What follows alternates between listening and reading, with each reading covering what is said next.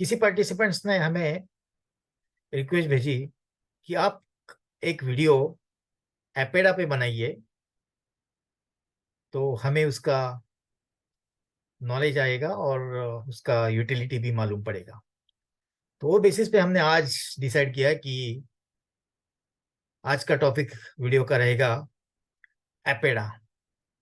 APEDA stands for agricultural and process food products export development authority. तो ये एक export promotion council है दोस्तों।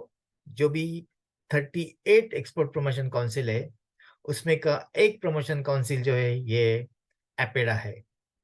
मिनिस्ट्री ऑफ कॉमर्स के अंडर ये आता है और इसका मेजर फंक्शन जो है कि एक्सपोर्टर को रजिस्ट्रेशन कम मेंबरशिप सर्टिफिकेट इशू करना, मेंबर्स करा लेना और उनको एक्सपोर्ट इंसेंटिव्स जो भी गवर्नमेंट के मिनिस्ट्री ऑफ कॉमर्स के थ्रू जो भी गवर्नमेंट्स के एक्सपोर्ट इंसेंटिव्स है वो उनको लेने के लिए एलिजिबल बनाना।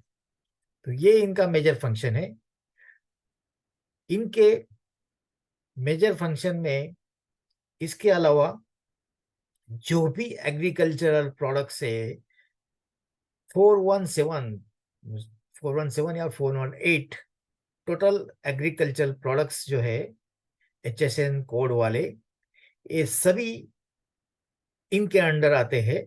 इसके अलावा 100 एग्रीकल्चर प्रोडक्ट्स है जो इनके अंदर भी आते हैं। तो टोटल 500-600 प्रोडक्ट्स HSN कोड्स जो है agriculture products and process foods, ये एपेडा के अंडर आते हैं। तो 1986 से एपेडा का सेटअप हुआ है और उसका हेडक्वार्टर भी दिल्ली में है। उसके अलावा उसके और 15 या 16 कुछ रीजनल ऑफिसेस है और पेरेंट ऑर्गेनाइजेशन इसकी मिनिस्ट्री ऑफ कॉमर्स और इंडस्ट्रीज है, गवर्नमेंट ऑफ इंडिया है। तो export promotion council mean itself आपको इसका पता चल ही गया होगा कि ये एक्सपोर्ट प्रमोशन के लिए बनाई गई एक ऑटोनोमस बॉडी है जो मिनिस्ट्री ऑफ कॉमर्स के अंडर काम करती है। Basically agriculture products related standards set करना और पैकेजिंग स्टैंडर्ड भी सेट करना इसका एक फंक्शन है, ताकि एग्रीकल्चर के क्वालिटी स्टैंडर्ड्स और पैकेजिंग स्टैंडर्ड्स का लाभ सभी इंडियन एक्सपोर्टर्स ले सके। इसके लिए वो एपेडा जगह जगह पे इस तरह के इधर सेमिनार्स वेबिनार्स का प्रयोजन करती है, उनके ऑफिसेस में प्रयोजन करती है और लोगों को फैसिलिटेट करती है ताकि उनके तक ये नॉलेज जो है एग्रीकल्चर प्रोड्यूस का, हर एक कमोडिटी का एक्सपोर्ट्स के क्वालिटी स्टैंडर्ड्स क्या है, पैकेजिंग स्टैंडर्ड्स क्या है, इसका जो डिटेल्स है ये उन तक पहुंचे, जो भी एक्सपोर्ट करते हैं एक्सपोर्टर उनके तक ये नॉलेज पहुंचे।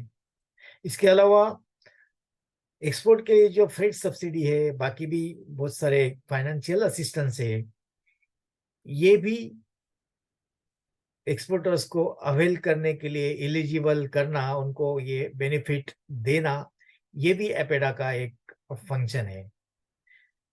एपेडा कुछ कंट्रीज में भी अपने ट्रेड फेयर्स भी सेटअप करती है। ट्रेड फेयर्स के लिए भी है वो एक्चुअली अपना स्टॉल बुक करती है और लोगों को through marketing and other channels awareness भी दिलाती है। तो ट्रेनिंग प्रोग्राम्स भी कंडक्ट करती है एपेडा। इसके अलावा एक्सपोर्टर्स को जो भी एक्सपोर्ट मतलब starting from the growers and up to the goods getting pack and getting smooth up to the port, ये जो टोटल लिंक है इसमें जो इंफ्रास्ट्रक्चर फैसिलिटीज लगने वाली है इसका भी ये फाइनेंशियल असिस्टेंस करते हैं और लोगों को केपेबल बनाते हैं ताकि वो एक्सपोर्ट वर्दी जो प्रोडक्ट्स है वो एक्सपोर्ट करे। एक्सपोर्ट वर्दी एग्रीकल्चर प्रोडक्ट्स जो है वो अच्छी तरह से एक्सपोर्ट करें। तो इसके लिए फॉर एग्जांपल अगर हम ग्रेप्स का देखेंगे, तो ग्रेप्स के लिए जो भी है कि packing unit, pre cooling unit और cold storage, cold chain trucks और कोल्ड चेन कंटेनर्स, ये सभी चीजें जो इंफ्रास्ट्रक्चर के लिए फाइनेंस भी अवेलेबल करती है।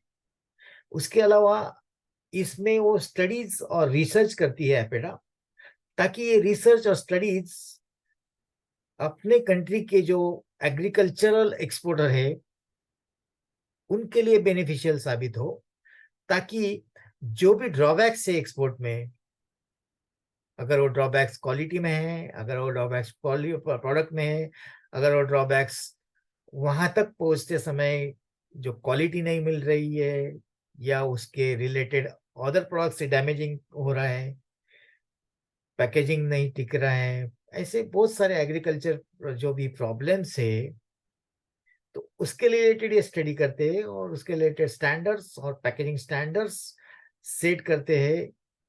उसके अलावा कंटेनर में जो मूवमेंट करने वाले जो टेम्परेचर से कितना टेम्परेचर मेंटेन करने का इसकी भी ये स्टडी करते हैं, ताकि एग्रीकल्चर प्रोडक्ट जो है कि वहां तक पहुंचने तक वो खराब ना हो जाए।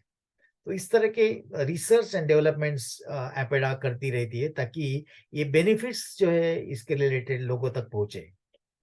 तो एपेडा की स्टैंडर्ड्स जो है, प्रैक्टिस स्टैंडर्ड, क्वालिटी और पैकेजिंग, उनके लिए वो खुद भी अपने इंस्पेक्शंस कराते हैं अलग अलग यूनिट में। अगर हम उनको उनके रिप्रेजेंटेटिव अगर हम कहना चाहें, तो वो भी उनके रिप्रेजेंटेटिव अपने यहाँ डिप्यूट कर सकते हैं। तो मेजरली एपेडा की ये फंक्शंस है। तो एपेडा का रजिस्ट्रेशन लेने के बाद हमें फाइनेंशियल असिस्टेंस मिलता है, उसका स्कीम का लाभ मिलता है। उसके अलावा एक्सपोर्ट बेनिफिट्स भी अवेलेबल हो जाते हैं, और फ्रेट सब्सिडी और बाकी सारी सब्सिडी जो एग्रीकल्चर प्रोडक्ट्स पे, ट्रांसपोर्ट सब्सिडी, ये भी अपने को मिलती है। इसके अलावा एक ब्रांड पब्लिसिटी भी अपने एपेडा के थ्रू हमारी हो सकती है। Brand building, image building through advertisement, APEDA के जो न्यूज़लेटर्स निकलते हैं उसमें, इस तरह का एपेडा हमें एक्सपोर्ट करने में हेल्प कराती है, प्रमोशन में हेल्प कराती है। और जैसे कि हमने बताया कि कुछ गाइडलाइंस भी वो इशू करवाती है, ताकि इंपोर्ट करने वाली कंट्री के नॉर्म जो है, किस तरह के नॉर्म है, ये भी हमें हमारे इंडियन एक्सपोर्टर को नॉलेज में लाती है। तो दोस्तों, इस तरह के जो बेनिफिट्स है, ये एपेडा के आरसीएमसी लेने के बाद, मतलब रजिस्ट्रेशन का मेंबरशिप सर्टिफिकेट हम लेने के बाद हमें उपलब्ध हो जाते हैं। ये सारी बातें हमने आपसे शेयर की। ये एपेडा के मेजर पॉइंट्स हैं। इसके अलावा आपको कुछ भी और जानकारी चाहिए या आपको कुछ भी क्वेरीज है, तो आप हमसे व्हाट्सएप नंबर पर जुड़ सकते हैं।